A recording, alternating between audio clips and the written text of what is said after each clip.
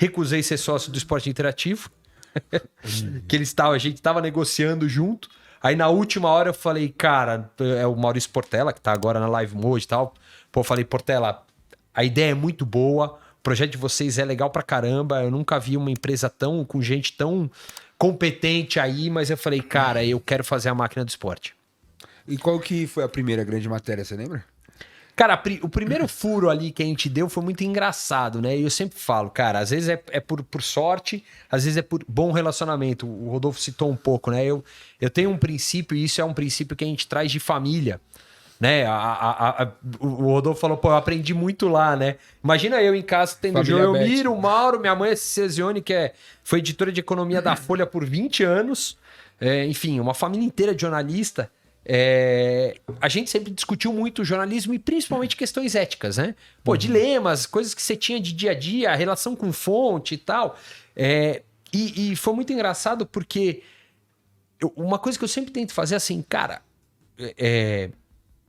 a gente tem que ser o mais justo possível na hora de produzir uma reportagem. Sim. Por mais que ela desagrade pessoas, e ela vai desagradar, a gente tem que ser justo, né? Então a gente tem que, cara, a gente vai produzir. Isso aqui faz mal pra alguém? Faz. Agora, por que tá fazendo mal? Porque a pessoa tá errada? Beleza, a gente tem que apontar que a pessoa tá errada e tem que dar o direito dela de se manifestar, né? Então isso era meio que princípios básicos para nortear. Isso foi construindo comigo uma boa relação. E aí foi muito interessante. Em 2003, pelo Lance, eu tinha ido viajar para Alemanha para cobrir a renovação do patrocínio da Mastercard à Copa, em 2006. Né? A Copa de 2006 era na Alemanha. E lá eu conheci um cara que era o assessor de imprensa da Mastercard. Ele viajou comigo, tal, a gente foi conversando o voo inteiro e tudo mais. Pô, fiquei muito amigo, Alexandre Alfredo, depois foi pra Nike, foi pra um monte de lugar. Nem lembro onde tá o Ale agora, mas calhou de quando, em 2005, eu peguei, cara, totalmente na louca ali, né? Nem sabia o que era networking, mas foi o que eu fiz.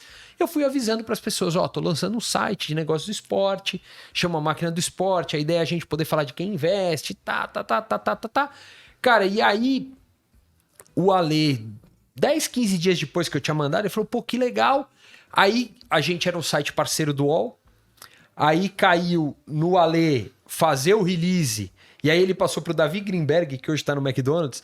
Davi, precisamos fazer o release da parceria da Máquina do Esporte com o UOL. E o Davi tinha sido um cara que eu trabalhei 2 dias com ele no Lance. Ele saiu e eu fui perguntar pra ele por que ele tava saindo. Eu tava chegando, ele tava saindo. Eu falei, cara, por que você... E ele falou, cara, eu gosto do corporativo. Eu quero ir pra assessoria de imprensa, empresa. Hoje é vice-presidente de comunicação do McDonald's. Nossa. Né? Então ele já tinha isso na cabeça. E o Davi falou, não, vou escrever pra você o release, Ericão. Vamos lá. Vamos fazer e tal. A gente fez meio junto. Pô, boa sorte, cara. Conta com a gente quando precisar e tal. E tinha lá, então, eu tinha na Edelman, que era assessoria na época, duas pessoas que gostavam do meu trabalho, eu me dava bem. Cara, e aí vem a história da Samsung com o Corinthians, patrocínio, Kia Jorabichian que fechou. Era um mistério, ninguém sabia onde ia ser, quando ia ser, e se era a mesma Samsung. Alguns estavam dizendo, mas não estavam cravando. Cara, era uma quinta-feira à tarde, me liga o Alexandre, fala assim, Eric, você quer um furo legal pra máquina?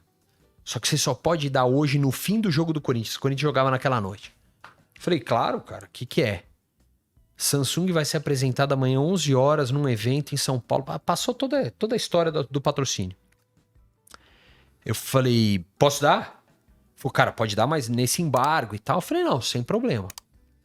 Aí, produzi a história inteira e aí o coração a mil, né? Porque você fala assim, cara, tinha 10 dias de site, um furo de Corinthians.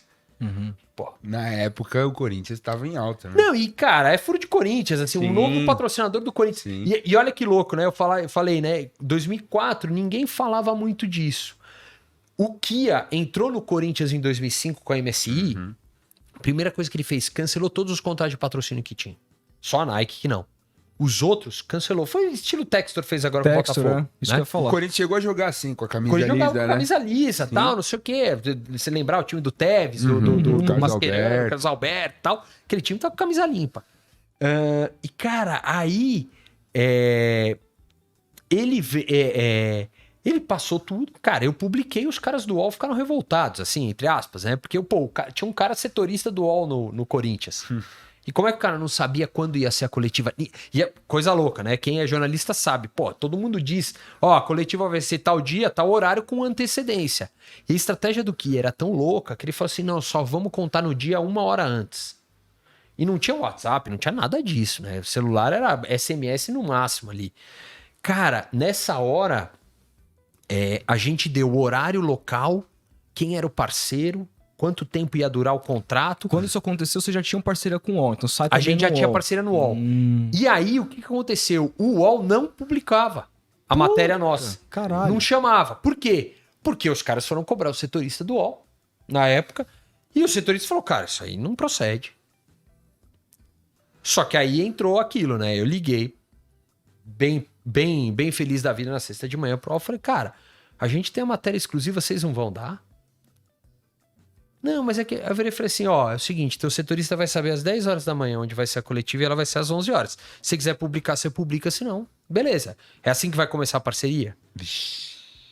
Aí, né, pô, né, já criou aquela, eu já tinha um certo nome no mercado, então os caras sabiam que eu também... Falei, cara, eu não vou ia ser dar bobo. barrigada. Eu não tô sendo louco, eu não vou ser irresponsável no que eu tô produzindo aqui. E aí foi, cara, putz, o site naquele dia estourou. E aí foi quando a gente começou a fazer o branding da máquina. Como é que a gente fez o branding da máquina? Cara, R$0 de investimento. Era investir ontem. Na verdade, R$0 de investimento, não, desculpa, né? Já tinha uns 3 anos, 4 anos. 3 anos. 3 anos de apuração de dia a dia de jornalismo. Estudo, escola, faculdade. Eu tinha uma equipe já, né? Algo que outros dizem que fazem, mas não tem equipe, a gente tem. Então eu tinha já o Thales Calipo na época, que era meu repórter junto comigo. Era eu e o Thales na loucura ali, produzindo, trabalhando 15, 16 horas por dia, todo dia. Virava a madrugada produzindo notícia pro dia seguinte de manhã tá coberto o site enquanto a gente apurava mais. E, cara, era muito engraçado, porque o que eu fiz? Eu peguei, durante um ano no Lance, eu e o Rodrigo Matos iniciamos a coluna que chamava Deprima. Que era uma coluna de bastidores, né? Era inspirada no painel UFC da Folha, que tinha na época, né? Aquela época que o jornal era importante, né? Poder falar assim. Coluna de prima, pô, quem não leu, né, cara? Adorava. Era coluna de bastidores. Adorava, Cara, adorava. ali eram 70 ligações por dia que eu fazia pra apurar a notícia. E eu brincava com o Rodrigo, a gente tem um entrosamento, a gente é muito amigo até hoje e tal. Eu brincava, eu falava, Rodrigo, cara, você segura essa coluna, porque eu não consigo fazer uma matéria animal pra abrir a coluna todo dia. Ele falou, Eric, deixa a matéria principal, a notinha principal eu faço. Porque ela demanda pra mim 3, 4 horas de apuração. Agora você faz as outras 12. Porque você é um monstro ali que você vai pegando notícia com todo mundo e vai publicando. Só que isso criou pra mim uma agenda de contatos Gigantesco. gigantesca. Então assim, esse primeiro veio disso, mas pô, toda hora eu ligava no Marcelo Portugal Gouveia, presidente de São Paulo, e ele me atendia, não interessava que veículo eu tava. Por quê? Porque ele me conhecia. Então, cara, é o velho e bom negócio, você tem que ter fonte. E, cara, você tem que gastar telefone, você tem que gastar... Então assim, o investimento que a gente fez de marketing, qual foi? Apurar e fazer notícia, dar furo. E eu lembro até hoje, cara, quando me chamou a atenção de falar, a gente tá no caminho certo, tinha uns 3 meses a máquina. Chegou uma mensagem no Fale Conosco de um cara, o Santos tinha fechado com a Panasonic, patrocínio. E o cara me mandou mensagem assim, mandou pra máquina, falando assim, olha, eu li no Lance que o Santos fechou com a Panasonic, mas eu não vi nada na máquina do esporte sobre o assunto, então eu não acredito que seja verdade.